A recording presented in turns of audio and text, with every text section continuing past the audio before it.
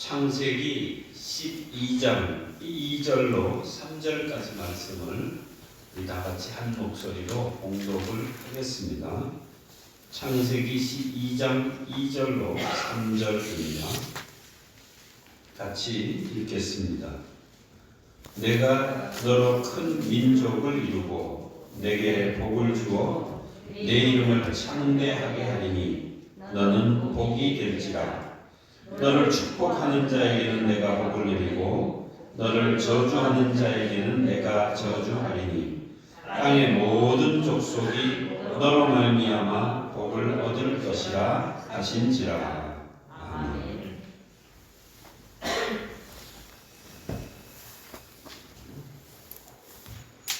오늘은 2020년 마지막 예배입니다. 이제 한 50여 분만 지나면 2020년이 지나가고 2021년 새해가 밝아오게 됩니다.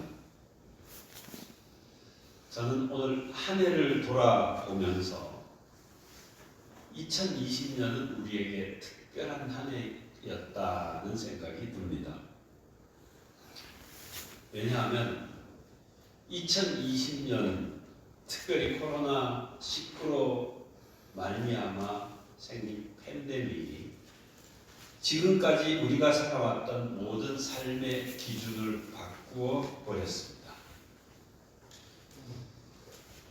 지금까지 사람이 행복하다 그러면 찬송가 559장 사철의 봄바람 불어있고 하는 그 찬송가 가사 3절에 보면 이렇게 돼 있죠.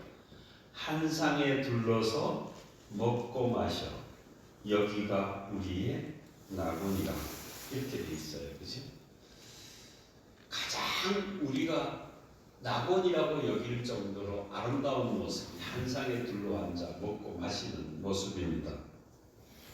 그런데 요즘은요 한 상에 둘러앉아 먹고 마시면 큰일 납니다. 이게 낙원이 아니라 잡혀갈 일이에요. 옛날에는 모여서 오순도순 이야기를 했지만 지금은 서로 간에 마스크를 써야 되는 상황일 뿐만 아니라 일정한 거리를 둬야 되고 식사를 할 때도 마주 앉아 먹으면 칸막이를 쳐야 되는 세상이 되어져 버렸습니다. 사실 제가 이 송구영신 예배를 드린다고 준비를 했는데 갑자기 작년 생각이 나더라고요. 얼마 전에 홍성원 목사님 가족에서 연락이 왔어요. 이번 송구영신 예배 참석하고 싶다. 지난해 생각하면 참 좋잖아요. 홍성원 목사님 가정이 와서 그 성악 한 사람들이 오해 피대이 하면서 저도 함께 춤추고 환성도들이 그냥 기쁨으로 춤췄던 때를 생각하고 왔으면 좋겠다라는 생각이 들지만 동료씨가 2.5단계에서 이건 그래서 오지 말라 그랬어요. 서운해하는데 어쩔 수 없어요. 지금 상황은 그렇으니까요. 여러분 보다시피 지금 우리가 드리는 예배도 정해진 인원만 이렇게 비대면으로 예배를 드리고 있는 형편입니다. 저는 이 팬데믹 상황을 보면서 올 초만 해도 이게 겨울 지나고 날씨가 더워지면 바이러스가 없어지니까 끝나겠다라는 생각을 했는데 이게 여름 지나고 겨울이 다시 돌아오는데도 불구하고 계속 그래요. 근데 이게 어떻게 해결될까 궁금해서 역사를 뒤져보니까 이 팬데믹이 오늘 우리들만 겪는 일이 아니더라고요. 세계사를 보게 되면 팬데믹이 여러 번 있었어요. 근데 팬데믹이 그냥 단기간에 끝난 적은 거의 없어요. 보통 4, 5년 걸려요. 뭐 500만 명 내지 1000만 명이 죽게 돼. 그런 일들이 있었다. 그렇게 보면 이번 팬데믹도 2020년의 일이 아니라 내년까지도 어쩌면 이어질 수 있는데, 그나마 다행은 옛날에는 팬데믹이 오면 사람이 다 죽어서 끝나는 일이지만 이제는 백신과 치료제라는 것이 있어서 이번 코로나 백신 같은 경우는 11개월 만에 만들어져서 지금 여러 나라에서는 백신 주사를 맞고 있죠. 어쨌든 백신과 치료제가 나왔다 할지라도 2021년은 올해와 별 다를 바 없이 한 해를 보내야 하지 않을까 하는 생각이 듭니다. 자, 이런 팬데믹 상황에서 제가 어떻게 목회를 해야 될까 고민하며 기도했는데 하나님이 제게 주신 마음이 있어요. 그게 뭐냐면 바로 창세기 12장 2절입니다. 여기 써놨죠? 뭐라고 써놨죠? 너는 복이 될지라는 말씀입니다. 여러분, 너는 복이 될지라는 이 말씀이 내가 복이다 이런 의미잖아요. 근데 그 원어에 가깝게 번역한 흥정역 성경에는 이렇게 번역을 해놨어요. 너는 모든 사람에게 복을 전해주는 사람이 될 것이다 라고 써있어요. 여러분이 복을 전해주는 사람이라는 거예요. 복을 전해주려면 내가 복을 받을 사람이어야 될 거 아니에요? 그런데 팬데믹 상황에서는요, 사람들이 뭘 준다 그러면 받으려고 하지 않아요. 부담스러워요. 지난 20일 날 우리 여성교회에서 팥죽을 써서 온 교우들에게 나눠주려고 준비를 했어요. 그런데 팬데믹 상황이라서 팥죽을 나눠주는 것이 그 받아서 기쁨보다는 오히려 사람이 찾아오는 것에 대한 부담 때문에 다들 꺼려서 나눠주지 못하고 말았어요. 여러분, 요즘 세상은요, 뭘 준다 그래도 사람들이 달가워하지 않고 반가워하지 않습니다. 그런데 이 팬데믹 상황에서도 사람들이 주면 좋아할 게 있어요. 뭔지 아세요? 백신이고 치료제입니다. 지금 우리나라도 백신을 구했니 못 구했니 뭐 말이 많았는데, 지난번 문재인 대통령이 그 모더나 그 CEO하고 통화를 해가지고 2천만 명분을 약속받았다 하는 그런 것들을 여러분 뉴스를 통해서 봤을 거예요. 사람들이 다 좋아요. 백신 치료제만 온다 그러면 쌍수 들고 환영하는 세상. 저는 이런 생각을 해봤어요. 백신이 이렇게 좋은데 사실 이 코로나 팬데믹 상황을 종식시켜줄 게 우리는 백신 치료제라고 생각하지만 이 세상에 생사화복을 주장하시는 하나님이 사실 주관하실 수 있는 분 아닙니까? 그렇다면 정말로 하나님이 우리에게 복을 주시고 그 복을 나눠준다고만 하면 이 상황은 끝날 수 있다라는 생각도 들더라고요. 그래서 저는 2021년이 우리 성림교회 모든 성도들이 하나님의 복을, 하나님이 주시는 것을 모든 성도들뿐만 아니라 이 땅에 있는 모든 사람들에게 전달해주는 복의 전달자들이 됐으면 좋겠다 하는 마음으로 오늘 너는 복이 될지라 라는 표를 걸었습니다. 그런데 우리 복 그러면 일반적으로 우리가 뭘 생각하는가 하게 되면요, 장수, 대적의 멸망, 그래서 평안함, 이것이 복이라고들 생각을 합니다. 그러나 이 복이라는 단어가 히브리어로 보면 바라크라는 단어를 써요. 근데 이 바라크라는 단어가 동사형으로 쓰여지게 되면 무릎을 꿇다, 다시 말하면 하나님 앞에 매달려 기도하다라는 뜻이 됩니다. 자, 그러면 사실 너는 복이 될지라 라는 이 말의 의미를 히브리어적으로 풀어버리면 어떻게 되는가 하게 되면요, 너는 이제 앞으로 내게 무릎 꿇는 자가 되라. 그러면 나는 너의 모든 기도를 들어줄 것이고 네가 복을 받음을 통하여 세상의 모든 사람들이 다 너에게 찾아와서 나도 하나님 앞에 무릎 꿇는 자가 되고 싶다라고 찾아오게 될 것이다.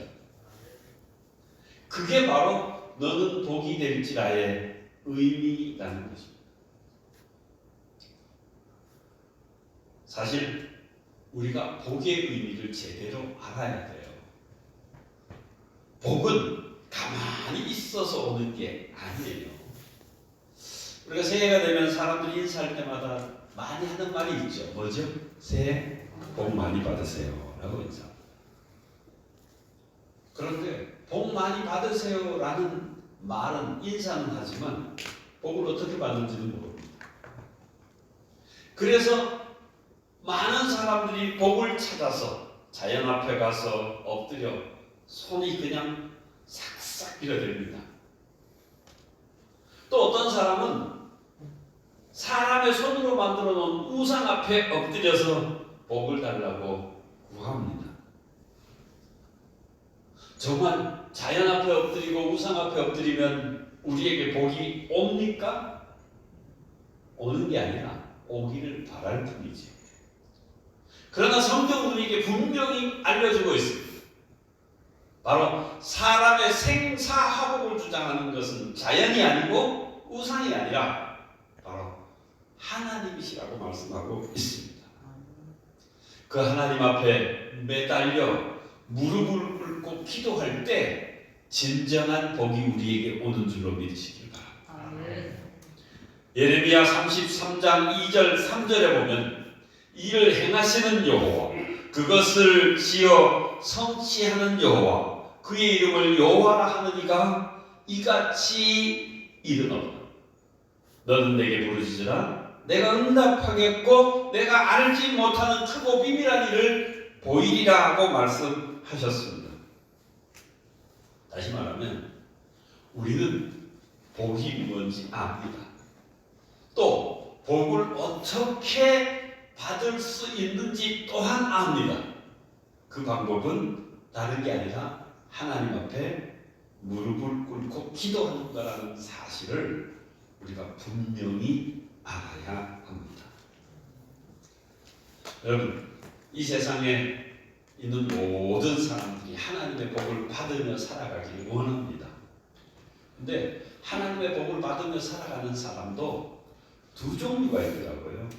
하나는 뭔가 하게 되면 정말 기도해서 하나님의 뜻대로 행하여 순종해서 하나님의 복을 받아서 살아가는 사람이 있습니다. 근데 또 다른 사람은 자신은 기도하지 않는데 하나님 앞에 기도해서 복 받는 사람 옆에 붙어서 살아가는 사람들이 있어요. 요즘 뭐 기생충하고 이름 있잖아요. 기생충처럼 그냥 붙어서 살아가는 사람. 어떻게 보면 그 사람들은 수고와 노력도 없이 많은 것을 누리며 살아갑니다. 성경에 보면 그런 예가 있죠. 여러분, 오늘 본문이 창세기 12장인데 창세기 12장의 말씀이 바로 아브라함에 대한 이야기입니다. 아브라함은 인류 최초의 문명의 발상지였던 메소포타미아 갈대아 우르에서 태어나서 자란 사람입니다. 그런데 하나님이 그를 불러요. 아브라함아, 75세가 되던데 너는 내 고향 친척 아비 집을 떠나 내가 내게 지시하는 땅으로 가라. 그러면 내가 너로 하여금 복이 되게 할 것이라고 말합니다. 하나님이 인도하신 곳이 어떤 곳이었죠? 메소포타미아에 비하면 아주 척박한 황무지였습니다. 그런데 아브라함이 약속의 땅 가나안 땅에 와서 한 일이 뭔지 아세요? 제단을 쌓고 기도하는 것이었습니다. 그래서 아브라함이 복을 받습니다. 안 될 것 같은데도 잘 돼서 복을 받아요. 그런데 그 복을 옆에서 누리는 사람이 하나 있었습니다. 누구였죠? 바로 조카 롯이었습니다. 그는 정말로 별로 수고하지 않고서도 모든 것을 다 누리는 사람이었습니다. 이유는 딱 하나. 기도하여 하나님의 복을 받는 아브라함과 함께 있었기 때문에 그렇습니다. 여러분, 정말로 여러분이 복을 누리고 살고 싶으면 쉬운 방법은 기도하는 사람 옆에 잘 붙어 있으면 됩니다. 아멘 안 하세요? 근데 그렇게 사는 복이 오래 걸릴까요? 문제는. 자, 보세요. 롯이 아브라함과 함께 사니까 재산이 많아지고 가축도 많아졌지. 그 재산이 얼마나 많은지, 그 소유가 너무 많아서 함께 살 수 없을 정도로 불어났어요. 그래서 서로 목자들끼리 싸움을 하게 됩니다. 아브라함이 그것을 보고, 야, 우리는 하나님 믿는 사람인데 안 믿는 사람들에게 서로 재산 때문에 싸우는 모습이 보기 좋지 못하다. 그러니 우리 서로 싸우지 않고 살았으면 좋겠다. 방법은 딱 하나. 너와 내가 나눠지는 것밖에 없는데. 여러분, 나눠지려는 방법이 있잖아요. 둘 중에 하나, 누군가가 선택을 해야 되는데, 일반적으로 지금까지 모든 주도권은 아브라함이 가지고 살아왔기 때문에 아브라함이 선택을 하고 나머지 것을 롯이 받아도 롯은 할 말이 없습니다. 그런데 아브라함은 롯에게 이렇게 말해요. 온 땅이 넓지 아니하냐? 네가 자를 택하면 내가 우를 택할 것이요, 네가 응하면 나는 자할 것이다. 그랬더니 롯이 그래, 좀 염치가 있어야 되는데 눈을 들어서 동쪽과 서쪽을 바라봤습니다. 그런데 눈을 들어 보니까 소돔 땅이 유황불로 멸망받기 전이었기 때문에 물이 넉넉하고 에덴 동산 같고 여호와의 동산 같고 애굽 땅과 같이 풍요로운 땅이었다고 해요. 그러자 곧바로 결단을 내립니다. 나는 이곳으로 가겠다. 그리고 아브라함을 떠나 가버립니다. 자, 여기서 중요한 말씀이 이거예요. 롯이 지금까지는 풍요롭게 잘 살았는데 기도하는 아브라함을 떠나간 순간부터 롯의 삶에는 비극이 다가오기 시작합니다. 포로가 되기도 하고요. 그리고 나중에는 유황불로 심판받는 죄악의 도시가 되어버리고 맙니다. 그런데 그 멸망당할 때에도 사실 아브라함이 기도해 주지만 않았더라면 그도 죽을 수밖에 없었을 거예요. 그러면 보세요. 왜 롯이 그렇게 복을 받다가 나중에 이렇게 비참하게 됐느냐? 이유는 딱 하나입니다. 뭔가 하면 롯은 기도했다는 내용이 없습니다. 여러분 오늘 집에 돌아가셔서 창세기 12장부터 25장까지 아브라함 얘기거든요. 거기서 롯이 기도해서 응답받았다는 내용을 찾아오세요. 그럼 제가 선물을 드리겠습니다. 오늘부터 그래서 성경 좀 한번 읽어보세요. 여러분 제가 아무리 눈을 닦고 봐도 롯이 기도했다는 내용이 없어요. 여러분 기도하지 않는 자는 기도하는 사람 옆에 빌붙어서 복을 누릴 수는 있지만 그 기도하는 사람 곁을 떠나는 순간 그의 복도 사라진다는 사실. 그러면 우리는 어떤 사람이 되어야 되느냐? 우리는 항상 기도하는 사람 옆에 빌붙어서 그거 뜯어먹고 사는 기생충 같은 사람이 돼서는 안 된다는 거죠. 그러면 어떻게 살아야 될까요? 바로 복이 되어야 된다는 얘기죠. 자, 복이 된다는 얘기가 뭐라 그랬지? 무릎 꿇고 기도하는 사람이어야 된다는 거예요. 여러분 아브라함이 복을 받았는데 사실 아브라함이 복을 받을 만큼 윤리적으로나 도덕적으로 깨끗한 사람인가요? 아닙니다. 여러분 세상에서 제일 못된 사람이요 아내 팔아먹는 사람이잖아요. 아브라함이 기근을 맞아 애굽으로 내려갔어요. 아내가 이뻤던지 애굽의 왕이 자기 아내를 뺏어갈 것만 같은 두려움에 빠집니다. 그래서 아내에게 뭐라 그러죠? 여보 이제부터 나를 오빠라 불러. 당신은 내 동생이야. 그리고 당신이 바로에게 시집가죠. 그리고 나 좀 살려줘 라고 말합니다. 여러분 아내 팔아서 자기 목숨 부지하겠다고 했던 아주 파렴치한이 아브라함이에요. 사실 뭐 아브라함 믿음 좋다 그러지만 알고 보면 이런 사람이에요. 뿐만 아니에요. 하나님의 약속을 받고 10년이 지난 다음에 자식이 없어요. 그러니까 아내가 그래. 여보 아무래도 자식 안 줄 것 같아. 그러니 내 몸종을 당신 척으로 치어서 자식 좀 낳아. 그랬더니 얼싸 좋다고 돈 치매가지고 자식 낳았습니다.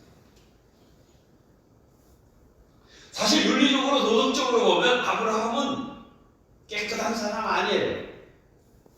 그럼에도 불구하고 하나님이 아브라함에게 복 주십니다. 이유가 뭔지 아세요? 그는 바라크, 무릎 꿇고 기도하는 사람이었다는 거예요.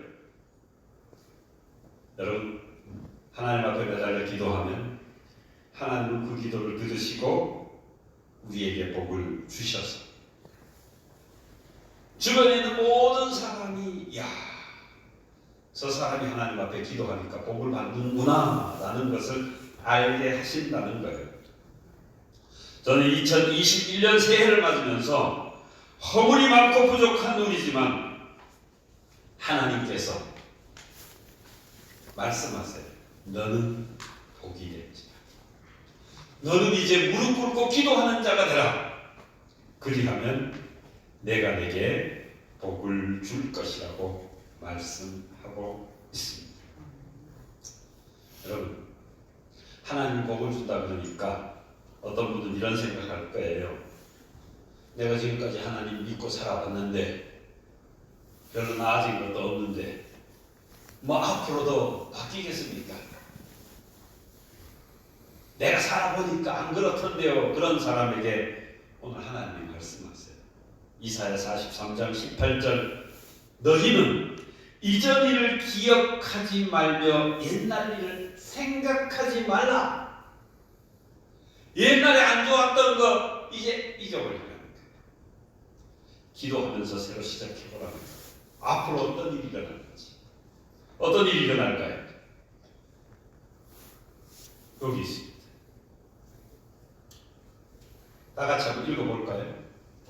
시작. 보라, 내가 새 일을 행하리니 이제 나타낼 것이다. 그러면서 이어서 말씀, 너희가 그것을 알지 못하느냐?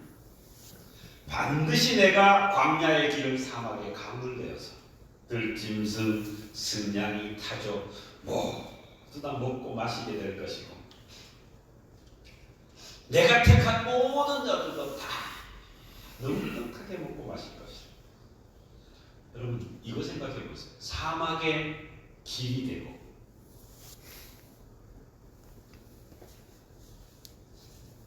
강을 하나님이 만드신다는 게 이게 있을 수 있는 일입니까? 여러분 팬데믹 상황에서 하나님이 복을 주셔서 형통하게 된다는 게 있을 수 있는 일입니까? 그래서 뭐라 그러죠? 새 일장이잖아요. 지금까지 겪어보지 못한 일을 내가 준비할 것이라고 말씀하고 있습니다. 저는 너는 복이 될지라 하는 이 말씀을 통해서 이제 하나님이 우리를 위하여 예비한 새 일을 보고 싶습니다. 이제 그 일이 분명히 나타날 줄로 믿습니다. 자, 우리가 하나님 앞에 무릎 꿇고 기도할 때 하나님이 새 일을 나타내시고 우리의 삶에 부요와 풍요가 펼쳐지게 될 때 우리 입에서는 어떤 일이 벌어질까요? 이사야 43장 21절, 이 백성은 내가 나를 위하여 지었나니 나를 찬송하게 하려 함이라고 말했어요. 여러분 하나님의 말씀을 믿고 기도하고 그리고 하나님의 응답을 받아 100% 순종하는 자에게 하나님이 말씀하세요. 이제야 내가 나를 경외하는 줄 알아. 내가 내게 복을 주겠다. 이 세상 천하 만민이 너를 통하여 복을 받게 될 것이고 세상에 있는 천하 만민이 너에게 와서 나도 하나님 앞에 무릎 꿇는 자가 되게 해달라는 요청을 받게 될 것이라고 말씀하고 있습니다. 저는 올 한 해가 여러분이 하나님의 언약 안에 있는 축복의 통로가 되기를 소망합니다. 축복이 통로가 되기를 원하는 분은 우리 함께 찬양하겠습니다. 함께 찬양을 노래는 당신은 하나님의 언약 안에 있는 축복의 통로라는 찬양입니다. 우리 찬양 반주에 맞춰서 우리 함께 하겠습니다.